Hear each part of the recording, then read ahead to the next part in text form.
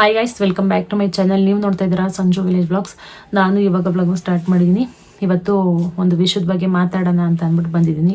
ಏನು ವಿಷಯ ಅಂತ ಅಂದರೆ, ಮುಂಚೆಯಿಂದ ನನ್ನ ರೀಲ್ಸು ನನ್ನ ವ್ಲಾಗಲ್ಲಿ ಬರ್ತಾ ಇದ್ರಲ್ವಾ, ನನ್ನ ಜೊತೆ ಮಾಡ್ತಾ ಇದ್ರಲ್ವಾ, ಸೊ ಅವ್ರ ಬಗ್ಗೆ ಮಾತಾಡೋಣ ಅಂತ ಅಂದ್ಬಿಟ್ಟು ಬಂದಿದ್ದೀನಿ.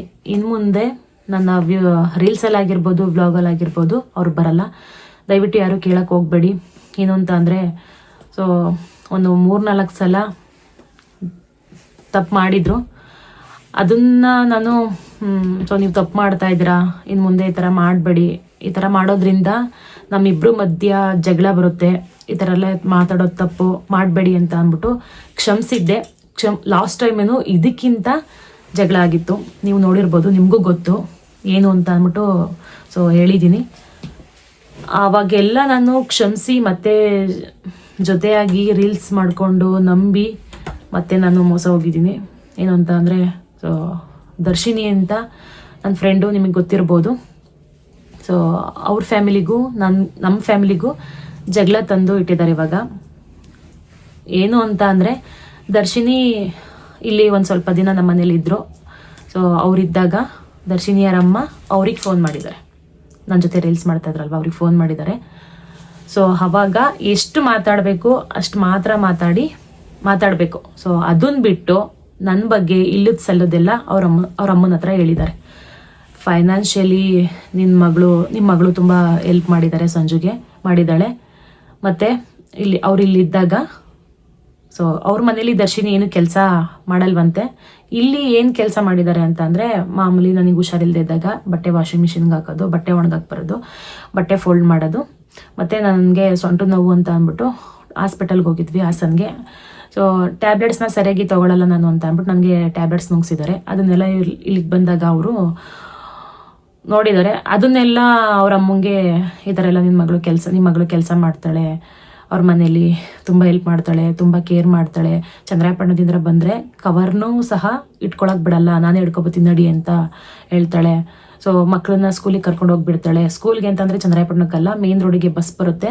ಸೊ ಅಲ್ಲಿಗೆ ತಗೊಂಡೋಗ್ಬಿಡ್ತಾಳೆ ಮಕ್ಕಳನ್ನ. ಸೊ ಮಕ್ಕಳನ್ನೂ ಚೆನ್ನಾಗಿ ನೋಡ್ಕೋತಾಳೆ, ಹಂಗೆ ಹಿಂಗೆ ಅಂತ ಅಂದ್ಬಿಟ್ಟು ಎಲ್ಲನೂ ಹೇಳಿದ್ದಾರೆ. ಸೊ ಇದೆಲ್ಲ ನಿಜ. ಟ್ಯಾಬ್ಲೆಟ್ಸ್ ನುಗ್ಸಿರೋದು, ಬಟ್ಟೆ ಫೋಲ್ಡ್ ಮಾಡಿರೋದು, ಮತ್ತು ಕವರೆಲ್ಲ ಇಟ್ಕೊಬರೋದು, ಸೊ ಸಣ್ಣ ಪುಟ್ಟ ಕೆಲಸ ಮಾಡಿರೋದು ನಿಜ. ಫೈನಾನ್ಷಿಯಲಾಗಿ ನನಗೆ ಅವರು ಏನೂ ಹೆಲ್ಪ್ ಮಾಡಿಲ್ಲ, ನಾನು ಕೇಳೂ ಇಲ್ಲ. ದರ್ಶಿನಿ ಇಲ್ಲೇ ಇದ್ದಾರೆ, ಅವ್ರು ಮಾತಾಡ್ತಾರೆ ಇವಾಗ. ಸೊ ಅವರಿದ್ದಾಗಲೇ ನಾನು ಈ ವಿಡಿಯೋನ ಮಾಡೋಣ ಅಂತ ಅಂದ್ಬಿಟ್ಟು ಮಾಡ್ತಾಯಿದ್ದೀನಿ. ಸೊ ಇನ್ನು ನೆಕ್ಸ್ಟು ಅವ್ರು ಏನು ಅದೆಲ್ಲ ಇಲ್ಲೇ ಹೇಳ್ತಾರೆ, ಬಟ್ ಅವ್ರು ಕ್ಯಾಮ್ರಾ ಮುಂದೆ ಬರಲ್ಲ.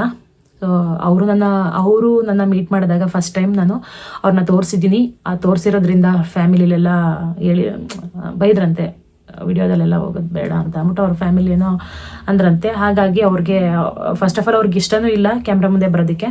ಸೊ ಹಾಗಾಗಿ ವಾಯ್ಸ್ ಮಾತ್ರ ಕೊಡ್ತಾರೆ, ಇಲ್ಲೇ ಕೂತಿದ್ದಾರೆ. ಮುಂದಿನ ವಿಷಯನ ಅವ್ರು ಹೇಳ್ತಾರೆ.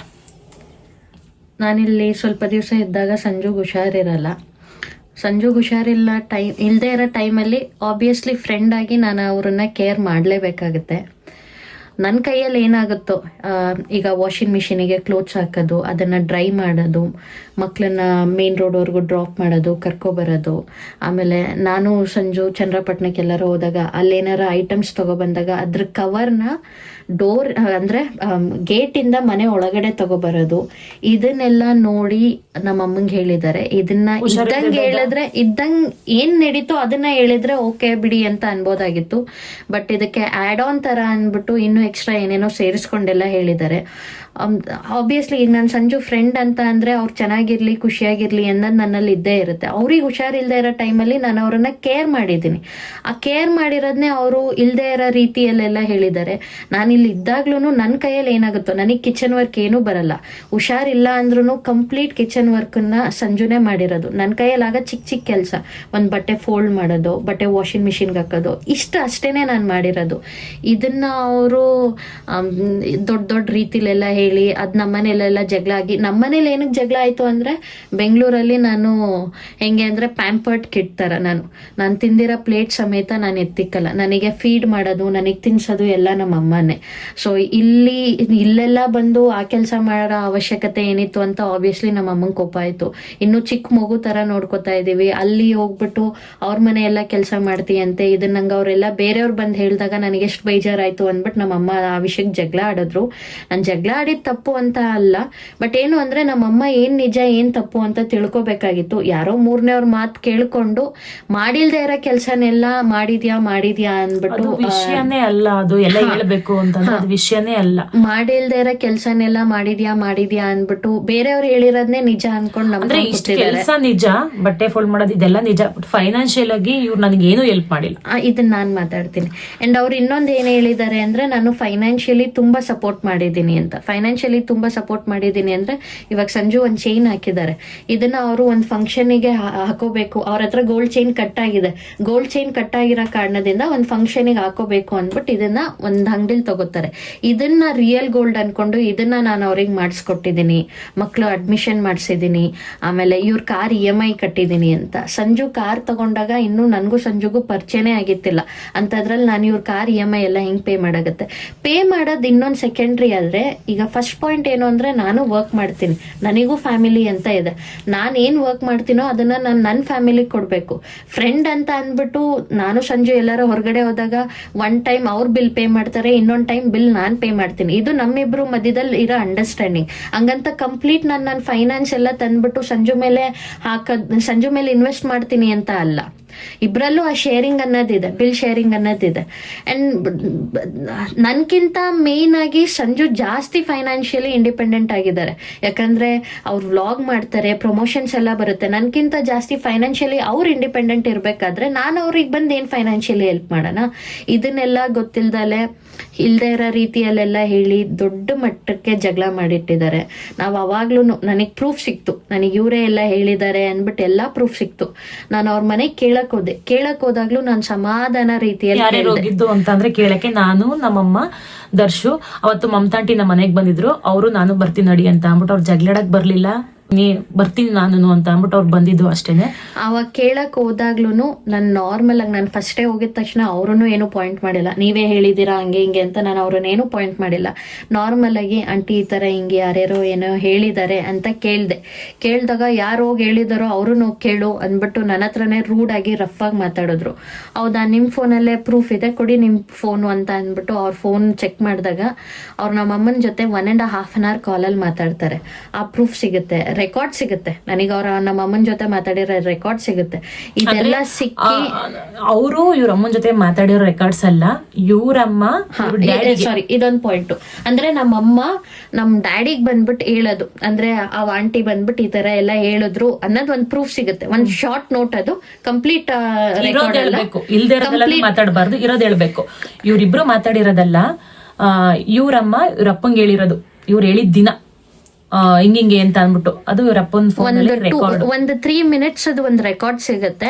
ಆ ರೆಕಾರ್ಡ್ ಎಲ್ಲ ತೋರಿಸಿದಾಗ ನಿಮ್ಮ ಅಮ್ಮನ್ ಕರ್ಕೋಬಾ, ಇದ್ ನಾನೆಲ್ಲ ಹೇಳಿರೋದು, ನನ್ ಗಂಡ ಮಾತಾಡಿರೋದು ಅಂದ್ಬಿಟ್ಟು ಅವ್ರ ಹಸ್ಬೆಂಡ್ ಮೇಲೂ ಹೇಳ್ತಾರೆ.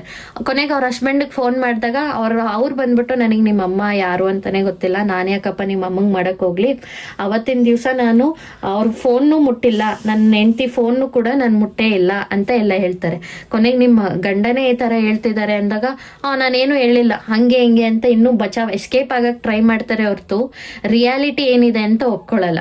ಆಮೇಲೆ ನಮ್ಮ ಯಜಮಾನ್ರು ಕೊನೆಗೆ ನಾವೆಲ್ಲ ಒಂದ್ಸಲ ಕೇಳ್ಬಿಟ್ಟು ಜಗಳಾಡಿ ಎಲ್ಲ ಬಂದ್ಮೇಲೆ ನಮ್ಮ ಯಜಮಾನ್ರು ಬಂದ್ರು, ನಮ್ಮ ಯಜಮಾನ್ರು ಕೇಳಿದ್ರು.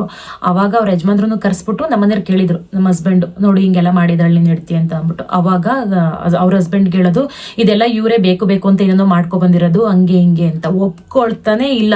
ನೀವೇ ಹೇಳಿ ಏನಾದ್ರೂ ಕಾಲಿಸ್ಟ್ ನಾವೇನಾದ್ರೂ ನಾವು ಫೇಕ್ ಮಾಡಕ್ಕಾಗಲ್ಲ. ಅವ್ರ ವಾಯ್ಸ್ ನ AI ಎಷ್ಟೇ ಮುಂದೆ ಬಂದಿದ್ರು ನಾವು ಅವ್ರ ವಾಯ್ಸ್ ನ ಎಕ್ಸಾಕ್ಟ್ ಆಗಿ ಮ್ಯಾಚ್ ಮಾಡಕ್ ಆಗಲ್ಲ, ಅಥವಾ ಕಾಲ್ ಹಿಸ್ಟ್ರಿನ ನಾವು ತೆಗಿಯಕ್ಕಾಗಲ್ಲ. ಇನ್ನು ಅವ್ರ ಫೋನಲ್ಲೇ ಈ ಸಾಕ್ಷಿ ಎಲ್ಲ ಇತ್ತು. ನನ್ನ ಹತ್ರ ಇದ್ದಿದ್ ಬರೀ 3 minutes ವಾಯ್ಸ್ ರೆಕಾರ್ಡ್ ಅಷ್ಟೇನೆ, ಬಟ್ ಕಾಲ್ ಹಿಸ್ಟ್ರಿ ಸಿಕ್ಕಿದ್ ನನಗೆ ಅವ್ರ ಫೋನಲ್ಲೇನೆ. ಅದೆಲ್ಲ ಸುಳ್ಳು ಹೇಳಕ್ ಆಗಲ್ಲ. ಕಾಲ್ ಹಿಸ್ಟ್ರಿ ತೋರಿಸಿದಾಗ ಅವ್ರ ಹಸ್ಬೆಂಡ್ಗೆ ಹೇಳೋದು, ಪಾಪ ಅವ್ರ ಯಜಮಾನ್ರ ಅಷ್ಟು ಚುರ್ಕಿಲ್ಲ, ಏನ್ ಹೇಳಿದ್ರು ನಂಬೋ ತರ ಅವ್ರಿಗೆ ಹೇಳ್ತಾ ಇರೋದು ಯಾಕೆಂತಂದ್ರೆ ಸಿಗಾಕೊಬಿಡ್ತೀನಿ ಅಂತ ಅಂದ್ಬಿಟ್ಟು ಇದೇನೇನೋ ಮಾಡ್ಕೊ ಬಂದಿದ್ದಾರೆ, ಇದು ನಾನು ಮಾತಾಡೇ ಇಲ್ಲ, ಹಂಗೆ ಹಿಂಗೆ ಅಂತ ಅಂದ್ಬಿಟ್ಟು ಅಲ್ಲಿರೋ ಏರಿಯಾದವ್ರಿಗೆಲ್ಲ ಹೇಳಿರೋದು ಇದೇ ಸುಳ್ಳು. ಅವ್ರೇನೋ ಮಾಡ್ಕೊ ಬಂದಿದ್ದಾರೆ, ನಂಗೂ ಅದಕ್ಕೂ ಸಂಬಂಧ ಇಲ್ಲ, ನಾನು ಹೇಳಿಲ್ಲ ಅಂತ ಸುಳ್ಳು ಪ್ರಾಮಿಸ್ ಜಾಸ್ತಿ.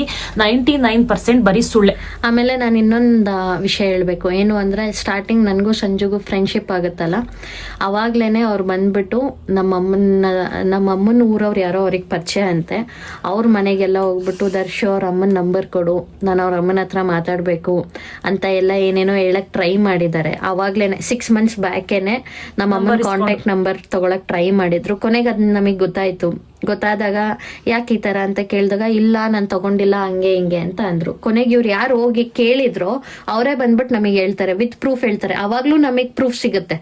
ಇದು ಫಸ್ಟ್ ಟೈಮು. ಸೆಕೆಂಡ್ ಟೈಮ್ ಬಂದ್ಬಿಟ್ಟು ಸಂಜು ನಿಮಗೆ ಆಲ್ರೆಡಿ ಲಾಸ್ಟ್ ಟೈಮ್ ಒಂದು ವಿಡಿಯೋದಲ್ಲಿ ಹೇಳಿದ್ರು ಅನ್ಕೋತೀನಿ, ಇವ್ರ ಮನೆ ಹತ್ರ ಯಾರೋ ಒಬ್ರಿಗೆ ಇವ್ರು ಹೇಳಿಲ್ದೆ ಇರೋದನ್ನ ಸಂಜು ಈ ತರ ಹೇಳಿದ್ಲು ಅಂತ ಅಂದ್ಬಿಟ್ಟು ಅದು ಪೊಲೀಸ್ ಬರೋವರೆಗೂ ದೊಡ್ಡ ಫೈಟ್ ಮಾಡಿದ್ರು. ಇದು ಸೆಕೆಂಡ್ನೇದು. ಥರ್ಡ್ನೇ ಪಾಯಿಂಟ್ ಬಂದ್ಬಿಟ್ಟು ಸಂಜು ಎಲ್ಲಿ ವರ್ಕ್ ಮಾಡ್ತಾರೋ ಅಲ್ಲೆಲ್ಲ ಹೋಗ್ಬಿಟ್ಟು ಸಂಜುಗ್ ಪರಿಚಯ ಇಲ್ದೇ ಇರೋ ಅವ್ರ ಹತ್ರ ಎಲ್ಲ ಕಾಂಟ್ಯಾಕ್ಟ್ ನಂಬರ್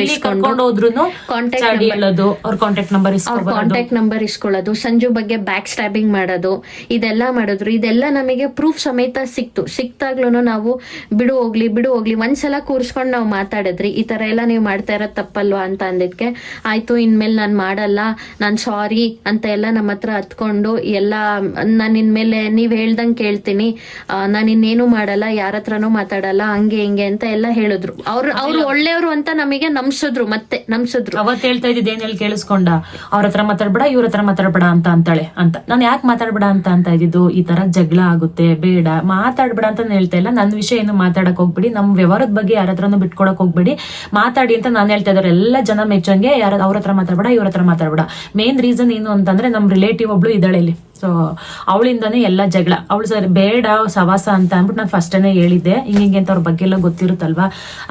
ಆ ತರ ಹೇಳಿದ್ರು ನನಗ್ ಕಾಣದೇ ಇರೋ ತರ ಇಬ್ರು ಫುಲ್ ಕ್ಲೋಸ್ ಆಗಿ ಲಾಸ್ಟ್ ಟೈಮ್ ಜಗಳ ತಂದಿಟ್ಟಿದ್ರು. ಅದಾದ್ಮೇಲೆ ಇವ್ರಿಗೆ ಹೇಳ್ದೆ ಅವರಿಂದಾನೇ ಈ ತರ ಜಗಳ ಆಗಿರೋದು, ಸೊ ಮಾತಾಡ್ಬೇಡಿ ಅಂತ ಅಂದ್ಬಿಟ್ಟು. ಸರಿ ಮಾತಾಡಲ್ಲ ಅಂತ ಹೇಳಿ ಇವ್ರು ಚೆನ್ನಾಗೇ ಇದಾರೆ, ನಾನು ಚೆನ್ನಾಗಿರೋ ವಿಷಯ ನನಗೆ ಗೊತ್ತು, ಇವ್ರು ಬಿಟ್ಟಿಲ್ಲ ಅಂತ ಅಂದ್ಬಿಟ್ಟು. ಸೊ ಇಷ್ಟು ದಿನ ನಾನು ಅವಳು ಬಿಟ್ಟಾಯ್ತು ಅಂತ ಹೇಳ್ತಾ ಇದ್ದಿದ್ದು. ಮೊನ್ನೆ ಜಗಳಕ್ಕೆ ಹೋದಾಗ ಏನಂತ ಅಂದ್ರು, ಅದೇನು ಅವಳು ಕೂಡ ಚೆನ್ನಾಗದೆಯಾ, ಅದೇನ್ ಮಾಡ್ತೀಯಾ ಮಾಡ್ಕೊ ಹೋಗಗ್ಯಾ, ನಾನು ಅವಳು ಕೂಡ ಚೆನ್ನಾಗಿ ಇರ್ತೀನಿ, ಅದೇನ್ ಮಾಡ್ತೀಯಗ್ಯಾ.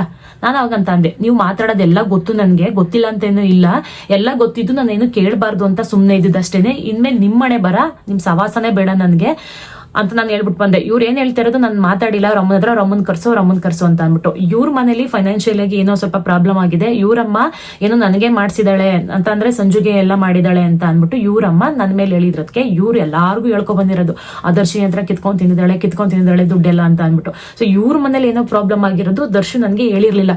ಮೊನ್ನೆ ಈ ತರ ನೋಡಿ ಈ ತರ ಎಲ್ಲ ನಿಮ್ಮಮ್ಮ ಹೇಳಿದಾರಲ್ಲ ಅಂತ ಕೇಳಿದ್ಕೆ ದರ್ಶು ಏನಂದ್ರು, ಫೈನಾನ್ಷಿಯಲ್ ಆಗಿ ನಮ್ಮ ಮನೇಲಿ ಈ ತರ ಪ್ರಾಬ್ಲಮ್ ಆಗಿದೆ ಅಂತ ಹೇಳ್ದಾಗ ನನಗೆ ಗೊತ್ತಾಗಿದ್ದು. ಅವ್ರ ಅಮ್ಮ ಹತ್ರನೇ ಹೇಳ್ದೆ ನಾನು, ಏನು ಅಲ್ಲೂ ನನ್ ₹1 ನಾನು ಕಿತ್ಕೊಂಡು ತಿಂದಿಲ್ಲ, ಅದೇನ್ ಪ್ರೂಫ್ ತಗೊಬನ್ನಿ, ನಾನು ಹೇಳಕ್ ರೆಡಿ ಆಗಿದ್ದೀನಿ, ಯಾರು ಕರ್ಕೊಬನ್ನಿ, ₹1 ನಿಮ್ ಮಗಳದ್ ನಾನು ಖರ್ಚು ಮಾಡ್ಸಿಲ್ಲ, ನಾನು ಕಿತ್ಕೊಂಡು ತಿಂದು ಇಲ್ಲ ಅಂತ ನಾನು ಹೇಳ್ದೆ. ಫೈನಾನ್ಷಿಯಲಿ ಪ್ರಾಬ್ಲಮ್ ಆಗಿರೋದು ನಿಜ, ಅಂಡ್ ಅದಕ್ಕೆಲ್ಲಾ ರೆಕಾರ್ಡು ಇದೆ. ರೆಕಾರ್ಡ್ ಬಂದ್ಬಿಟ್ಟು ಬ್ಯಾಂಕ್ ಸ್ಟೇಟ್ಮೆಂಟ್ ಯಾವುದೇ ತರದ್ ಸುಳ್ಳು ಹೇಳಲ್ಲ. ಫೈನಾನ್ಷಿಯಲಿ ನಾನೇ ಮನೇಲಿ ಏನೋ ಒಂದು ಫೈನಾನ್ಷಿಯಲಿ ಪ್ರಾಬ್ಲಮ್ ಮಾಡ್ಕೊಂಡಿದ್ದೆ, ಅದಕ್ಕೆ ಪ್ರೂಫ್ ಆಗಿ ಬಂದ್ಬಿಟ್ಟು ಬ್ಯಾಂಕ್ ಸ್ಟೇಟ್ಮೆಂಟ್ ಇದೆ. ಆದಷ್ಟು ಬೇಗ ಅದನ್ನ ನಾನು ಸಬ್ಮಿಟ್ ಮಾಡ್ತೇನೆ, ಅಂದ್ರೆ ನಮ್ಮ ಅಪ್ಪ ಅಮ್ಮಗೆ ನಾನು ಸಬ್ಮಿಟ್ ಮಾಡ್ತೀನಿ. ಸೊ ಅವಾಗ್ಲೇ ಅವರಿಗೆ ನಿಜ ಏನು ಅಂತ ಗೊತ್ತಾಗುತ್ತೆ. ಸಂಜುದೇನು ತಪ್ಪಿಲ್ಲ, ಕ್ಲಾರಿಟಿ, ಅವ್ರಿಗೊಂದು ಕ್ಲಾರಿಟಿ ಸಿಗುತ್ತೆ. ಇದನ್ನೆಲ್ಲ ಬಂದ್ಬಿಟ್ಟು ಈಗ ನಾನು ಸಂಜು ಫ್ರೆಂಡ್ ಆದ್ಮೇಲೆ ಫೈನಾನ್ಷಿಯಲಿ ಖರ್ಚು ಮಾಡೋದಾಗ್ಲಿ ಅಥವಾ ಫೈನಾನ್ಷಿಯಲಿ ಖರ್ಚು ಮಾಡೋದು ಅದು ನಮ್ಮಿಬ್ರು ಓನ್ ಡಿಸಿಷನ್ ಆಗಿರುತ್ತೆ. ಅದಕ್ಕೆ ಇವ್ರು ಯಾಕೆ ಇಂಟರ್ಫಿಯರ್ ಆಗ್ತಾ ಇದ್ದಾರೋ ಗೊತ್ತಿಲ್ಲ. ಅಂಡ್ ಇನ್ನೊಂದೇನು ಅಂತ ಅಂದ್ರೆ, 3ನೇ ಸಲನೂ ನಾವು ಅವ್ರನ್ನ ಕ್ಷಮಿಸಿದಾಗ, ನಾನು ಒಂದ್ ದಿವಸ ಬ್ಯಾಂಗ್ಳೂರಲ್ಲಿ ನಾನು ಆಫೀಸಲ್ಲಿ ಇರ್ತೀನಿ, ಆಫೀಸಲ್ಲಿ ಇದ್ದಾಗ ಅವರೇ ನನಗೆ ಕಾಲ್ ಮಾಡ್ಬಿಟ್ಟು, ನಾನು ಇವಾಗ ಫೋನ್ ಮಾಡಿರೋದು ನೀನ್ ಸಂಜುಗೆ ಹೇಳ್ಬೇಡ ಅಂತ ಹೇಳ್ತಾರೆ. ಯಾಕೆ, ಏನಾಯ್ತು, ಏನ್ ವಿಷಯ, ಮತ್ತೆ ಏನಾರ ಜಗಳ ಆಡ್ಕೊಂಡ್ರ ಅಂತ ಅಂದಾಗ, ನಾ ಜಗಳ ಆಡ್ಕೊಂಡಿಲ್ಲ, ನಾವಿಬ್ರು ಚೆನ್ನಾಗೇ ಇದ್ದೀವಿ. ಏನು ಅಂದ್ರೆ ನನಗೆ ಪ್ರಮೋಷನ್ ಅಲ್ಲಿ ಜಾಸ್ತಿ ದುಡ್ಡು ಕೊಡಕ್ಕೆ ಹೇಳು ಸಂಜುಗೆ, ನನಗೆ ಅವಳು ಇವಾಗ ಕೊಡ್ತಾ ಇರೋ ದುಡ್ಡು ನನಗೆ ಸಾಕಾಗಲ್ಲ, ನನಗಿನ್ನೂ ಜಾಸ್ತಿ ದುಡ್ಡು ಬೇಕು. ಇನ್ ಕೇಸ್ ಅವಳು ಜಾಸ್ತಿ ದುಡ್ಡು ಕೊಡಕ್ ಆಗ್ಲಿಲ್ಲ ಅಂದ್ರೆ ನನ್ಗೆ ಅವಳ ಫ್ರೆಂಡ್ಶಿಪ್ ಅವಶ್ಯಕತೆ ಇಲ್ಲ ಅಂತ ಡೈರೆಕ್ಟ್ ಆಗಿ ಹೇಳ್ತಾರೆ. ಇದು ಪ್ರಮೋಷನ್ಸ್ ಅಲ್ಲಿ ಯಾವ್ದೇ ರೀತಿಯಾದಂತ ಮೋಸ ಮಾಡಿಲ್ಲ. ಅವರು ಬೇಡ ಒಬ್ಬರೇ ಬಂದ್ ಮಾಡಿ ಅಂತ ಅಂದ್ರು ಇವ್ರಿಗೊಂದ್ ಸ್ವಲ್ಪ ಯಾವ್ದು ಖರ್ಚಿಗಾದ್ರೂ ಆಗುತ್ತಲ್ಲ ಅಂತ ಅಂದ್ಬಿಟ್ಟು ನಾನು ಕರ್ಕೊಂಡು ಹೋಗಿದ್ದೀನಿ. ಸೊ ಎಡಿಟಿಂಗ್ ನಂದು, ಫೋನ್ ನಂದು, ಕಷ್ಟ ನಂದು. ನಾನು ಎಷ್ಟು ಕೊಡ್ಬೇಕು ಅಷ್ಟು ಕೊಟ್ಟಿದ್ದೀನಿ. ಅದನ್ನು ಮೀರಿ ಕೊಡುವಂತ ಅಂದ್ರೆ ನನ್ನ ಕೈಲಿ ಕೊಡಕ್ಕಾಗಲ್ಲ. ನನಗೂ ಅಮೌಂಟಿನ ಅವಶ್ಯಕತೆ ತುಂಬಾನೇ ಇದೆ. ಸೊ ಇವ್ರ ಹತ್ರ ಆ ಥರ ಎಲ್ಲ ಹೇಳಿದ್ರಂತೆ. ಅವಾಗ್ಲೂ ಬೇಜಾರಾಯ್ತು. ಫ್ರೆಂಡ್ಶಿಪ್ಪು ಅಂತಂದ್ರೆ ಬರೀ ಅವಶ್ಯಕತೆಗೆ ಮಾತ್ರ ಸೀಮಿತ ಅಲ್ಲ, ಕಷ್ಟ ಸುಖ ಎಲ್ಲದಕ್ಕೂ ಸೀಮಿತವಾಗಿರ್ಬೇಕು. ಆ ಮಾತು ಕೇಳ್ದಾಗ ನಂಗೂ ಬೇಜಾರಾಯ್ತು. ಸೊ ವಿಡಿಯೋನೇ ಮಾಡ್ಲಿಲ್ಲ ಅಂತ ಅಂದ್ಮೇಲೆ ಅವ್ರ ಜೊತೆ ಏನಕ್ಕೆ ನನ್ಗೆ ಅಂತ ಅಂದ್ರು. ಇನ್ನೊಂದೇನು ಅಂತಂದ್ರೆ ಇಲ್ಲಿ ನಮ್ಮ ಫ್ಯಾಮಿಲಿ ಸ್ಟೋರಿ ಮಾತ್ರ ಮಾತಾಡ್ಬೇಕು. ನಮ್ಮ ಅಮ್ಮನ ಹತ್ರ ಅವರು ಕಾಲಲ್ಲಿ ಇದ್ದಾಗ ನಾನು ಸಂಜುಗೆ ಏನೋ ಒಂದು ಹೆಲ್ಪ್ ಮಾಡೋದ್ನ ಅಥವಾ ಏನೋ ಒಂದು ಮಾಡೋದ್ನ ಅದ್ರ ಬಗ್ಗೆ ನಮ್ಮ ಅಮ್ಮನ ಹತ್ರ ಹೇಳಿರೋದನ್ನ ನಾನು ಒಪ್ಕೋತೀನಿ. ನಾನು ಇಲ್ಲಿರೋದಕ್ಕೆ ಅವ್ರು ಹೇಳಿದ್ದಾರೆ ಅಂತ ಒಪ್ಕೋತೀನಿ. ಬಟ್ ಈ ವಿಷಯ ಅಲ್ದಲೆ ಸಂಜು ಫ್ಯಾಮಿಲಿ ಬಗ್ಗೆ ಅಂದ್ರೆ ಸಂಜು ಅಮ್ಮನ ಬಗ್ಗೆ, ಅವ್ರ ಸಿಸ್ಟರ್ ಬಗ್ಗೆ, ಅವ್ರ ಬಗ್ಗೆ ಎಲ್ಲ ತೀರಾ ಕೆಟ್ಟದಾಗ ಮಾತಾಡಿದ್ದಾರೆ. ಇದ್ರ ಅವಶ್ಯಕತೆ ಇಲ್ಲ ಅನ್ಕೋತೀನಿ. ನಾನು ನಮ್ಮ ಅಮ್ಮನ್ ಕೇಳಿದಾಗ ನಾನು ಅವ್ರ ಫ್ಯಾಮಿಲಿ ಬಗ್ಗೆ ಏನು ಕೇಳಲಿಲ್ಲ. ನನಗೆ ನೀನ್ ಅಲ್ಲಿ ಇದ್ದ ಏನ್ ಮಾಡ್ದೆ ಅನ್ನೋದು ಅಷ್ಟೇ ಇಂಪಾರ್ಟೆಂಟ್ ಆಗಿತ್ತು. ಅವ್ರ ಫ್ಯಾಮಿಲಿ ಬಗ್ಗೆ ನನ್ಗೆ ಯಾಕೆ, ಅದನ್ನೆಲ್ಲ ಹೇಳಿದ್ ಅವ್ರೇನೆ ಅಂತ ಅಂದ್ರು. ಇವ್ರು ಬಂದ್ಬಿಟ್ಟು ನಮ್ಮ ಅಮ್ಮನ ಹತ್ರ ಇವ್ರ ಸಿಸ್ಟರ್ ಫ್ಯಾಮಿಲಿ ಬಗ್ಗೆ, ಇವ್ರ ಅಮ್ಮನ ಫ್ಯಾಮಿಲಿ ಬಗ್ಗೆ ಎಲ್ಲ ತೀರಾ ಕೆಟ್ಟದಾಗಿ ಹೇಳಿದ್ದಾರೆ. ಅದನ್ನ ಹೇಳೋ ಅವಶ್ಯಕತೆ ಏನಿತ್ತು ಅಂತ ನಾನ್ ಕೇಳ್ತಾ ಇರೋದು. ಯಜಮಾನ್ರು ಯಾವ ಜಾತಿ ಏನು, ಅವ್ರ ಲವ್ ಮ್ಯಾರೇಜು, ಅವ್ರ ಆಟೋ ಓಡಿಸ್ತಾರೆ, ಇವಳು ಕೆಲ್ಸಕ್ಕೆ ಹೋಯ್ತಾಳೆ, ಆಮೇಲೆ ನಮ್ಮಮ್ಮಂಗೆ ನಾವ್ ಹಿಂಗೆ ಯಾಕೆ ಬೇಕು? ವಿತ್ ಪ್ರೂಫ್ ಸಮೇತ ಯಾರು ಹೆಂಗೆ ಏನು ಅನ್ನೋದು ನನ್ನ ಹತ್ರ ಐತೆ. ನಮ್ದೇನು ಮಾತಾಡಕ್ಕಾಗಲ್ಲ, ಏನು ಹೇಳಕ್ಕೂ ಆಗಲ್ಲ. ನಾವ್ ಆ ಥರ ಇಲ್ಲ ನಮ್ಮ ಬಗ್ಗೆ ಮಾತಾಡೋವಷ್ಟು. ಸುಮ್ಮನೆ ನನ್ನ ಮೇಲಿರೋ ಹೊಟ್ಟೆ ಊರಿಗೆ ಹಸು ಹೇಗೆ ನಮ್ಮ ಬಗ್ಗೆ ಮಾತಾಡೋದು ತಪ್ಪು. ನಾನು ಹೇಳ್ಬೇಕು ಅಂತಂದ್ರೆ 1000 ಇದಾವೆ, ನನ್ಗೆ ಅವೆಲ್ಲ ಅವಶ್ಯಕತೆ ಇಲ್ಲ, ನನಗದ್ ಬೇಡ. ಸರಿ ಆಯ್ತು, ನನ್ನ ತಂಗಿ ಗಂಡ ಜಾತಿ ಈ ಥರ ಅಂತ ಹೇಳೋರು ನನ್ನ ತಂಗಿ ಮನೆಗೆ 2 ದಿವಸ ಬಂದು ಇದ್ರಲ್ಲ, ಬೇಡ ಬರಬಾರ್ದಿತ್ತು. ಅವಳು ಹಣೆ ಬರೋದು, ಅವಳ ಜೀವನ ಅವಳೇ ಮಾಡಬೇಕು. ನೀವು ಹೋಗಿ ಮಾಡಲ್ಲ ನನ್ನ ತಂಗಿ ಜೀವನನ. ತುಂಬ ಚೆನ್ನಾಗಿದ್ದಾರೆ ಲೈಫಲ್ಲಿ. ನೀವು ಅವಳು ವ್ಲಾಗ್ ಮಾಡ್ತಾಳೆ ನೋಡಿರ್ಬೋದು. ಗಂಡ ಹೆಂಡತಿ ಅಷ್ಟೇ ಚೆನ್ನಾಗಿದ್ದಾರೆ. ಅವಳ ಹಣೆ ಬರೋದು, ಅವಳ ಲೈಫು ಅವಳ ಇಷ್ಟ. ಅವಳ ಬಗ್ಗೆ ಮಾತಾಡೋ ಅಧಿಕಾರ ಏನೈತೆ? ನಮ್ಮ ಅಮ್ಮನ ಬಗ್ಗೆ ಮಾತಾಡೋ ಅಧಿಕಾರ ನಿಮಗೇನೈತೆ? ನಾವು ನಿಮ್ಮ ಬಗ್ಗೆ ಅದೇ ಥರ ಮಾತಾಡಿದೀವ? ಎಲ್ಲಾದ್ರೂ ಮಾತಾಡಿದೀವ? ಒಂದು ಪರ್ಸನ್ ಇನ್ನೊಂದು ಪರ್ಸನ್ ಕಷ್ಟ ಸುಖಕ್ಕೆ ಆಗ್ತಾ ಇಲ್ಲ ಅಂದರೆ ಅವರ ಫ್ಯಾಮಿಲಿ ಬಗ್ಗೆ ಆಗಲಿ ಅವ್ರ ಬಗ್ಗೆ ಆಗಲಿ ಯಾರಿಗೂ ಮಾತಾಡೋ ರೈಟ್ಸ್ ಇರಲ್ಲ. ಅಂಥದ್ರಲ್ಲಿ ನಮ್ಮ ಅಮ್ಮಂಗೆ ಏನೂ ಗೊತ್ತಿರಲಿಲ್ಲ. ನಮ್ಮ ಅಮ್ಮಂಗೆ ಸಂಜು, ಅವರ ಹಸ್ಬೆಂಡು, ಮಕ್ಕಳು, ಅವ್ರ ಅಮ್ಮ ಇಷ್ಟೇ ಗೊತ್ತಿದ್ದು. ಇಷ್ಟು ಬಿಟ್ಟರೆ ಇನ್ನೇನು ಗೊತ್ತಿರಲಿಲ್ಲ. ಅದನ್ನೆಲ್ಲ ಬಿಟ್ಟು ಇಷ್ಟ್ರ ಬಗ್ಗೆ ಏನು ಹೇಳಬೇಕಾಗಿತ್ತು ಅದನ್ನ ಹೇಳಬೇಕಾಗಿತ್ತು. ಅದನ್ನೆಲ್ಲ ಬಿಟ್ಟು ಅವ್ರ ಸಿಸ್ಟರ್ ಬಗ್ಗೆ, ನಮ್ಮಮ್ಮ ಅವ್ರ ಸಿಸ್ಟರ್ನ ಯಾವತ್ತೂ ನೋಡಿಲ್ಲ, ಅವ್ರ ಹಸ್ಬೆಂಡ್ ನೋಡಿಲ್ಲ. ಅವ್ರ ಬಗ್ಗೆ ಎಲ್ಲ ತೀರಾ ವಲ್ಗರಾಗಿ ಮಾತಾಡಿರೋದು. Complete back stabbing. ಮುಂದೆ ನಾನಿಲ್ಲಿದ್ದಾಗ ಸಂಜು ಮನೆಗೆಲ್ಲ ಬೆಳಗ್ಗೆ ಅಥವಾ ಆಫ್ಟರ್ನೂನ್ ಅವ್ರು ಫ್ರೀ ಆದಾಗೆಲ್ಲ ಬರ್ತಿದ್ರಲ್ಲ, ಅವಾಗ ನನಗೂ ನೀನಿನ್ನೂ ಇಲ್ಲೇ ಇರು, ಯಾಕೆ ಹೋಗ್ತೀಯಾ, ನಮ್ಮನೆಗೆ ಬಾ, ನಡಿ ತೋಟದ ಹತ್ರ ಹೋಗೋಣ. ನನ್ನ ಹತ್ರ ಎಲ್ಲ ಆಂಟಿ ಎಷ್ಟು ಒಳ್ಳೆಯವರು, ಎಷ್ಟು ಅವರಲ್ಲಿ ಏನೂ ದ್ವೇಷನೇ ಇಲ್ವೇನೋ ಅನ್ನೋ ಥರ ನನ್ನ ಹತ್ರ ಎಲ್ಲ ತೋರಿಸ್ಕೊಂಡು ನೀನು ಹಂಗಿರು ಹಿಂಗಿರು ಅಂತ ಎಲ್ಲ ನನಗೆ ಹೇಳಿ, ನಮ್ಮ ಅಮ್ಮನ ಹತ್ರ ಹೋಗ್ಬಿಟ್ಟು ನಾನೇ ಎಷ್ಟೋ ದಿವಸ ಬಾಯ್ಬಿಟ್ಟು ಹೇಳಿದ್ದೀನಿ, ನಾನೇ ಏನಕ್ಕಿದ್ದಾರೆ ಅಂತ ಎಲ್ಲ ಯೋಚನೆ ಮಾಡಿದ್ದೀನಿ ಅಂತ ಎಲ್ಲ ನಮ್ಮಮ್ಮನ ಹತ್ರ ಉಲ್ಟಾ ರಿವರ್ಸು. ಆಮೇಲೆ ಈಗ ಸಂಜು ನನ್ನ ಇವಳು ನನ್ನ ಫ್ರೆಂಡು ಅಂದರೆ ನನಗೆ ಇವಳು ಈಗ ಫ್ರೆಂಡ್ಗಿಂತ ನನ್ನ ಫ್ಯಾಮಿಲಿ ಥರ. ಇವಳ ಮಕ್ಕಳು ಈಗ ಚೆನ್ನಾಗಿ ಇವಳ ಫ್ಯಾಮಿಲಿ ಎಲ್ಲ ಚೆನ್ನಾಗಿರ್ಲಿ ಅಂತ ಆಸೆ ಪಡ್ತೀನಿ. ಆಬ್ವಿಯಸ್ಲಿ ನಾನು ಬೆಂಗಳೂರಿಂದ ಊರಿಗೆ ಬಂದಾಗ ನನ್ನ ಮಕ್ಳಿಗೆ ಇಷ್ಟ ಅಂದ್ಬಿಟ್ಟು ಒಂದು ಚಾಕ್ಲೇಟು, ಫ್ರೂಟ್ಸ್ನೋ ಏನೋ ತಗೊಬಂದ್ರೆ ಅದನ್ನು ಸಹ ನಮ್ಮ ಅಮ್ಮಂಗೆ ಹೇಳಿದ್ದಾರೆ. ಬಂದಾಗೆಲ್ಲ ಬಂದಾಗೆಲ್ಲ ಕವರ್ ಗಟ್ಲೆ ಬರುತ್ತೆ ಅಂತ ಹೇಳಿದ್ದಾರೆ. ನಾನು ಅವ್ರ ಮಗಳು ಮೆಚ್ಯೂರ್ ಆದಾಗ ಕೂಡ ನಾನು ಬೆಂಗಳೂರಿಂದ ಊರಿಗೆ ಬಂದಾಗ ಅವ್ರ ಮನೆಗೂ ಸಹ ನಾನು ಕವರ್ ತಗೊಂಡೋಗಿದ್ದೀನಿ. ಅದ್ರ ಬಗ್ಗೆ ಏನೂ ಹೇಳಿಲ್ಲ. ಬರೀ ಇವ್ರ ಮನೆಗೆ ತಗೋಬರೋದ್ರ ಬಗ್ಗೆ ಮಾತ್ರ ಮಾತಾಡಿದ್ದಾರೆ. ಯಾಕೆ ಅವ್ರ ಮನೆಗೂ ತಂದೆ ಅಂತ ಯಾಕೆ ಹೇಳಿಲ್ಲ? ನಮ್ಮ ಅಮ್ಮಂಗೆ ಹೇಳ್ಬೋದಾಗಿತ್ತಲ್ಲ. ಸಂಜು ಮನೆಗೂ ತಂದಿದ್ದಾರೆ, ಅದೇ ತರ ನನ್ನ ಮಗಳು ಮೆಚ್ಯೂರ್ ಆದಾಗ ನನ್ನ ಮಗಳಿಗೂ ತಗೊಬಂದಿದ್ದಾರೆ ಅಂತ ಹೇಳ್ಬೋದಾಗಿತ್ತಲ್ಲ. ಕ್ಯಾಮ್ರಾ ಹಿಡಿದಿದ ತಕ್ಷಣ ಸೊ ಏನು ಗೊತ್ತಿಲ್ಲದೆ ಇರೋ ಮುಗ್ದ್ರ ತರ ತೋರಿಸ್ಕೊಂಡ್ರೆ ನಿಮಗೆಲ್ಲ ಅವ್ರು ತುಂಬಾ ಒಳ್ಳೆಯವರು ಅಂತ ನೀವು ತಿಳ್ಕೊತೀರಾ. ಅಂಡ್ ನಾನು ಸಂಜು ಪರಿಚಯ ಆದಾಗ ಸಂಜು ಬರ್ಡೇ ಟೈಮಲ್ಲಿ ನಾನು ಸ್ವಲ್ಪ ಬ್ಯುಸಿ ಇರ್ತೀನಿ, ಬಟ್ ಅವ್ರ ಬರ್ಡೇ ಟೈಮಲ್ಲಿ ನಾನು ಫ್ರೀ ಇರ್ತೀನಿ. ಇನ್ನು ನಾನು ಇವರು ಪ್ಲಾನ್ ಮಾಡಿ ಅವ್ರ ಬರ್ಡೇ ಸೆಲೆಬ್ರೇಟ್ ಎಲ್ಲ ಮಾಡಿದ್ದೀವಿ. ಇದ್ರ ಬಗ್ಗೆ ಅವ್ರಿಗೇನು ನಾವು ಮಾಡಿದೀವೋ ಅದ್ರ ಬಗ್ಗೆ ಅವ್ರೇನು ಮಾತಾಡಿಲ್ಲ. ಯಾಕಂದ್ರೆ ನಮ್ಮಮ್ಮ ಅವರಿಗೆ ನೀವು ಮಾಡಿಸ್ಕೊಂಡಿದ್ದೀರಾ ಅಂತ ಏನಾರ ಹೇಳ್ತಾರೋ ಅಂತ ಏನೋ, ಅವ್ರಿಗೇನು ಮಾಡಿದೀವೋ ಅದ್ರ ಬಗ್ಗೆ ಏನು ಮಾಡಿಲ್ಲ.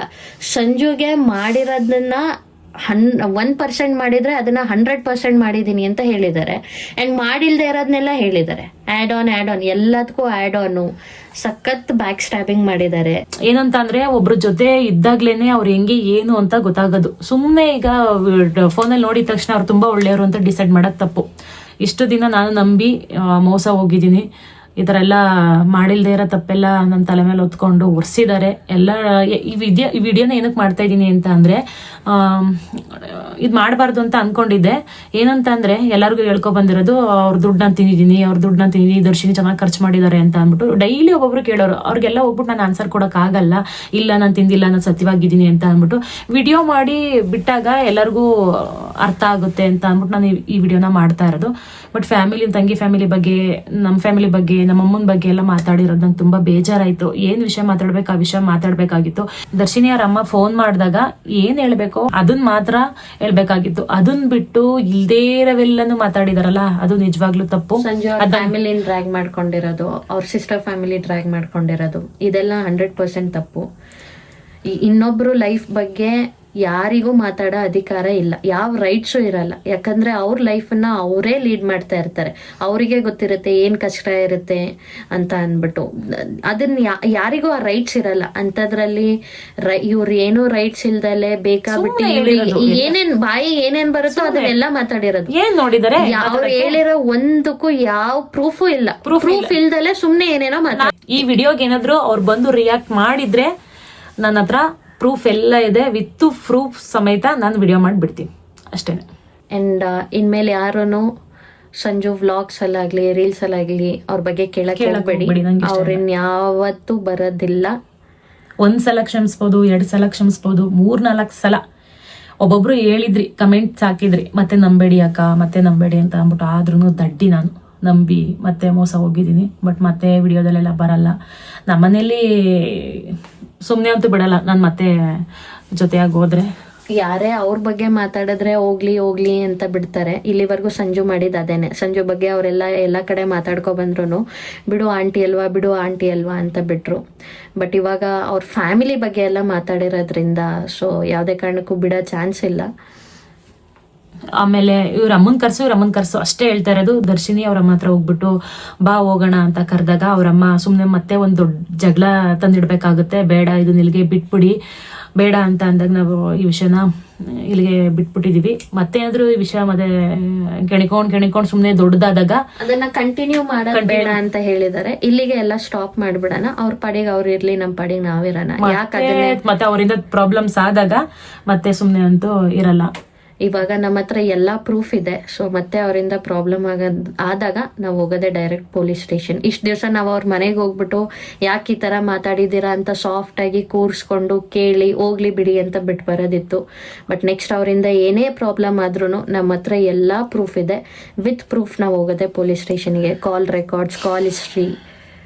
ಆಮೇಲೆ ದರ್ಶುಗೆ ಅವತ್ತು ಹೇಳಿದವರು, ನೀನ್ ಬಂದ್ಮೇಲೆ ಹಿಂಗೆಲ್ಲ ಆಗಿದ್ದು, ಮುಂಚೆ ಎಲ್ಲ ಚೆನ್ನಾಗೇ ಇತ್ತು ಪಾಪ, ಅವ್ರು ಏನೂ ನನಗೆ ದೂರ ಆಗು ಅಂತ ಅಂದ್ಬಿಟ್ಟು ಯಾವುದೇ ರೀತಿ ಚಾಡಿ ಹೇಳ್ಕೊಟ್ಟಿಲ್ಲ, ಇನ್ನೂ ಚೆನ್ನಾಗಿರು ಅಂತ ಹೇಳ್ಕೊಟ್ಟಿದ್ದಾರೆ. ಇವರಿಂದ ನನ್ಗೇನು ಪ್ರಾಬ್ಲಮ್ ಇಲ್ಲ. ಅಸೂಹೆ ಅಂತ ಬಂದಿದ್ದು ಅವರಿಗೆ, ಅಸೂಹೆಯಿಂದ ಇದೆಲ್ಲ ಆಗಿದ್ದು. ಇವ್ರು ಬೆಂಗಳೂರಲ್ಲಿದ್ರು, ವಾರಕ್ಕೊಂದ್ಸಲ ಬರೋರು, 15 ದಿವ್ಸಕ್ಕೊಂದ್ಸಲ ಬರೋರು.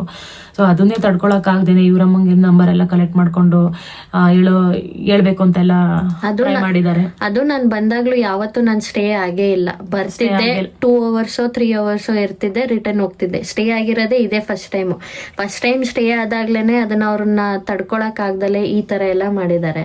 ಅಂಡ್ ಅವರೇ ನನಗೆ ಎಷ್ಟೋ ಸಲ ಕಾಲ್ ಮಾಡಿದಾಗ ನಾನು ಅವರಿಗೆ ಕ್ಲಿಯರ್ ಆಗಿ ಹೇಳಿದ್ದೀನಿ, ಸಂಜುದು ನಂದು ಬಾಂಡಿಂಗ್ ಅಂಡರ್ಸ್ಟ್ಯಾಂಡಿಂಗ್ ಬೇರೆ, ನಿಮ್ದು ಸಂಜುದು ಬಾಂಡಿಂಗ್ ಅಂಡರ್ಸ್ಟ್ಯಾಂಡಿಂಗೇ ಬೇರೆ. ಸಂಜು ಹೆಂಗ್ ನಿಮ್ಮ ಹತ್ರ ಕ್ಲೋಸ್ ಆಗಿದ್ದಾಳೋ ಆ ತರ ಕ್ಲೋಸ್ ನನ್ನ ಹತ್ರ ಇರಕ್ಕಾಗಲ್ಲ, ನನ್ನ ಹತ್ರ ಹೆಂಗ್ ಕ್ಲೋಸ್ ಆಗಿದ್ದಾಳೋ ಅದೇ ತರ ನಿಮ್ಮ ಹತ್ರ ಕ್ಲೋಸ್ ಆಗಿರಕ್ಕಾಗಲ್ಲ. ಅಂಡ್ ಮೋರ್ ಓವರ್ ನಾನು ಸಂಜುಗ್ ಪರಿಚಯ ಆಗಿ 8 months ಆಗಿರ್ಬೋದು, ಬಟ್ ನೀವು 2 years ಇಂದ ಇದ್ದೀರಾ. ಆಬ್ವಿಯಸ್ಲಿ ಸಂಜು ಫಸ್ಟ್ ಪ್ರಯಾರಿಟಿ ಯಾವತ್ತಿದ್ರು ನೀವೇ ಇರ್ತೀರ ಹೊರತು ನಾನಲ್ಲ ಅಂತ ನಾನು ಎಷ್ಟೋ ಸಲ ಹೇಳಿದ್ದೀನಿ. ಆಗ ಹ್ಞೂ ಅಲ್ವಾ ಅಂತ ಅನ್ಕೊಂಡು ನನ್ನ ಮುಂದೆನೆ ಹೋಗಿದ್ದಾರೆ. ಇಲ್ಲ ನಾನು ಆ ಥರ ಏನು ತಪ್ಪು ತಿಳ್ಕೊಳ್ಳಲ್ಲ, ನಾವು 3 ಜನನು ಚೆನ್ನಾಗಿರೋಣ ಅಂತ ಎಷ್ಟೋ ಸಲ ಹೇಳಿದಾರೆ ನನಗೇನೆ ಕಾಲ್ ಮಾಡ್ದಾಗೆಲ್ಲ.